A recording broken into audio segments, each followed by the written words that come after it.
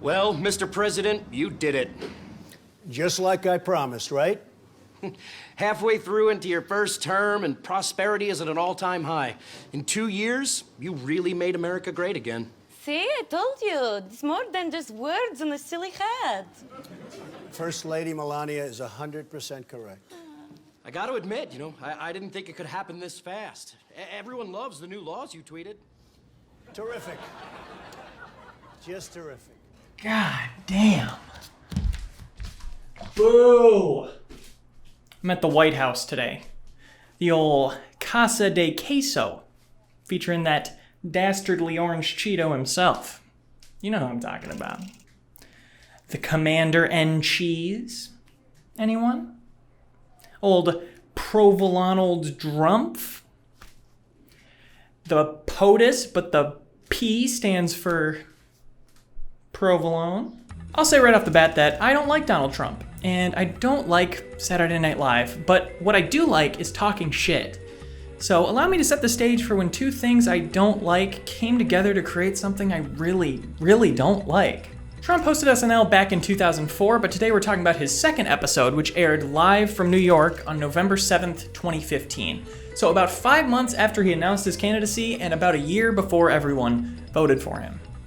Pretty early in his campaign, but not that early. We had a pretty good understanding of who he was by then. He'd been a public figure for decades, and please try and remember that him calling to build a wall to stop Mexico from sending over rapists was part of his announcement that he was running for president. Plus, by November, we had already had that debate where he implied Megyn Kelly was on her period for asking him about the rude things he said. To which I say, Mr. Trump, maybe you're the one on your period, sir. Can you guys retweet that? I don't know if you can retweet something if I just say it out loud, but God, I think that would do good numbers. So as much as we knew who he was, people weren't taking him seriously at all. After all, most people didn't take him seriously until election night. But people don't want a president who's ultra serious. They want a president they could have a beer with. They want a president they could throw the ball around with. They want a president who would laugh at their racist jokes. Do you remember when he did that mirror interview on Jimmy Fallon where he got a full minute to unload his actual campaign policies while the crowd just giggled at Fallon trying to keep up with the hand movements? Here's what I'll do. First, we have to cut government spending. It's out of control, totally out of control.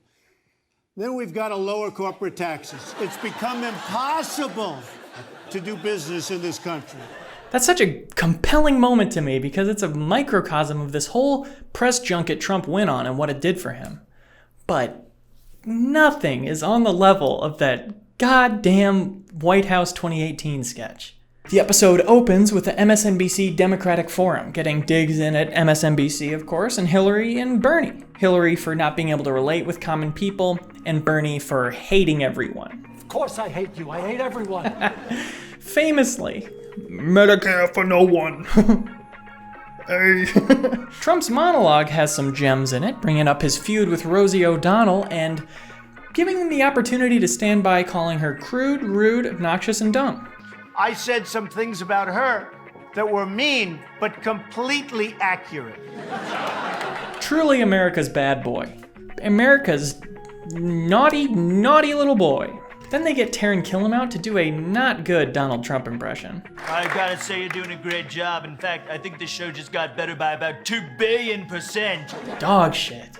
You want to see a good Donald Trump impression, Taron? Well, so do I. And it's not what you gave me. And now we've arrived. As classic of a starting point for a sketch as a boardroom or a doctor's office, we now have the "It's 2018 and Donald Trump has made America great again" sketch. So this sketch is basically all about Trump fulfilling all of his campaign promises and making everybody happy. So here are the jokes. Trump has eliminated ISIS, now the refugees have returned to Syria and all have great jobs at a Trump casino. Putin withdrew from Ukraine after Trump called him a loser. The American economy? You guessed it, it's huge. Trump is killing China on trade after tough negotiations, and now they're borrowing money from us. I'm sorry, I'm waiting for me to say the punchline on that one? Okay, I guess that was it. Cool comedy show, everyone. When asked how he gets this stuff done, Trump says with him, it just magically happens. Ivanka makes a cameo. She's doing White House renovations and she's covering stuff in gold or whatever. Just classic stuff. Just not afraid to nail Trump to the fucking wall. Then the president of Mexico shows up with a check for the border wall. He apologizes for ever doubting Trump and says, as history shows us, nothing brings two countries together like a wall. So that one they were making a point, at least. Taran Killam shows up once again to convey the sad news that America is sick of winning, referencing when Trump said that America will be sick of winning after he's elected. Which, yeah, we're sick, all right! I've decided each video, the funniest joke is going to be the loudest one, so you can just download it, scan the waveforms, and find it right away. Punchline of the sketch is that Trump's America is actually going to be even better, and he was telling the writers to keep it modest. And then double punchline, it was actually an ad for Melania for First Lady. So the sketch is insane. I think it's really interesting how much it assumes your perspective for the joke. If you don't like Trump, they expect you to laugh at the absurdity of some of these concepts, but they're really not ridiculous enough to be jokes. China and Russia respect us now? He killed ISIS? We built the wall with Mexico and they're grateful for it? Like, are these not things people legitimately wanted and believed might happen in a Trump presidency? If you do like Trump, what's funny here? Getting to hear them drop a huge? It's the exact same as the Fallon bit, just a laugh track laid over actual campaign talking points. It is some real brainwashing shit. If you want to give him the benefit of the doubt, play the God's advocate, you can point out, like I said earlier, that people weren't taking him seriously as a presidential candidate at this time. He was a goofball reality TV host, a meme, a lovable racist. But I think they wanted to do something big and surprising and capitalize off of this hype train that Trump had going. Get some of those Trump Twitter followers to tune back into SNL. And it worked. The episode had 9.3 million viewers, which were the highest ratings SNL had had in 4 years. I think it could be part of the reason they chose to open with a roast of the Democratic candidates. To make some of the Trump stands tuning in feel like, oh hey, this show's a little less liberal than I thought. The episode was a successful collaboration with a popular influencer. Side note before we move on, and again, I'm not an SNL guy, so fill me in on what I'm missing here, but holy shit, they are living off those cue cards. Everybody's sitting across from each other but not making eye contact with the president who they're supposed to be talking to. Does it not bother fans of this show that nobody is making eye contact with who they're talking to in any of the sketches? It doesn't feel like a real TV show. I get it. I don't want to memorize I have to memorize one line at a time here, seconds before I do it, and it takes me like 15 tries. It's fine, they don't have to memorize it, but holy shit. They're just reading aloud. Fucking reading Rainbow. Just read the SNL script. It's not a real show. I know I'm late to this, but I feel insane.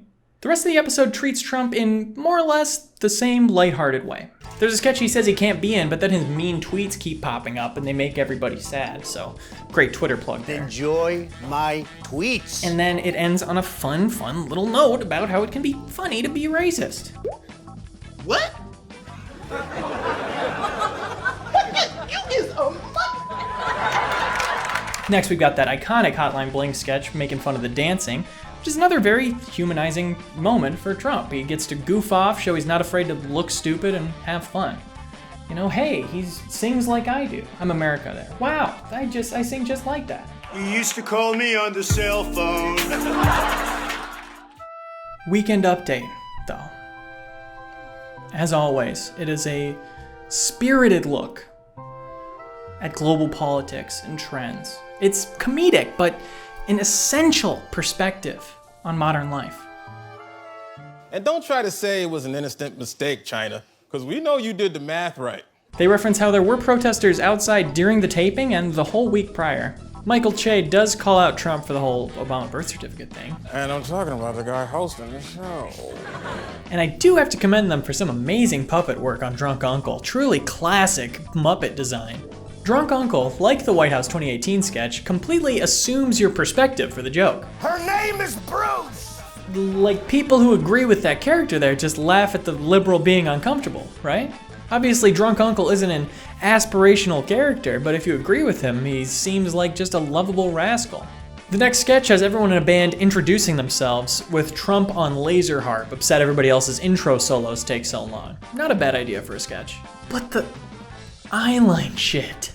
When they're trying to convince Trump not to quit the band, half of them are staring straight forward at the cue cards for like nothing ad-lib lines. It is not the biggest issue here. I am convincing myself it is not the biggest issue here. The last sketch of the night is porn stars doing an ad for Donald Trump, but the twist is they're very dumb and they have sex a lot. And when it comes to Russia, he'll stand up to put it in. No. It's Putin. They're so stupid! I can't believe I jack off to them! But Trump comes in at the end of the sketch to say he doesn't endorse it, which is very helpful if you thought they were making fun of Trump and not just porn stars. Then the cast all say their goodbyes and hug as if they've done something very special tonight.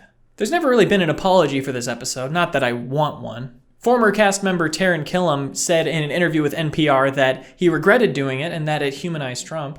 Kate McKinnon dressed as Hillary Clinton and sang Hallelujah after Trump got elected, which I don't know if that was an apology, but I would like an apology for that. So, what was the point of all this? To find a reason to justify watching so much shit I hate?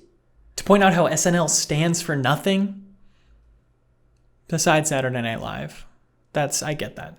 To try and figure out a segue to this dancing clip from his 2004 SNL appearance? I'm not blaming SNL or Fallon or anyone for giving Trump the power he has now. Obviously, the situation is much more complicated than that. But I think to look at their collaborations with him at the time and to say they weren't complicit and helpful in his rise to power, it's impossible. Watch this promo for the episode and tell me what the joke even is. I wish there were some real men around here, you know? Oh, you read my mind, girlfriend. I would kill for a real man. Hi, ladies. Oh, hi, Donald Trump. Oh, nice to meet you. Really, I just wanted to focus on this moment in time because I think there's a lot we can learn from it. This presentation of a political candidate we should be holding accountable, given a platform he would not agree to be on if it was going to be remotely negative for him. I know it happens all the time, but that's kind of my point. There's no point in Trump's adult life where he should have been treated as cutely as he was in 2015. The point is, I really hope in the inevitable future where another entertainer is running for president on a platform of horrible, harmful ideas, SNL doesn't have him on as host and write a sketch about how all of his ideas will work. Yeah. That's the point. I have a Patreon now. Thank you. General, how are we doing in Syria? Well, ISIS is completely eliminated, sir. The country is at peace. All the refugees have returned, and they have great jobs as blackjack dealers in the Trump Hotel and Casino in Damascus. Fucking terrible. So everyone's happy? They're so happy, Mr. President. Madam Secretary, how's the situation in Russia? Never better.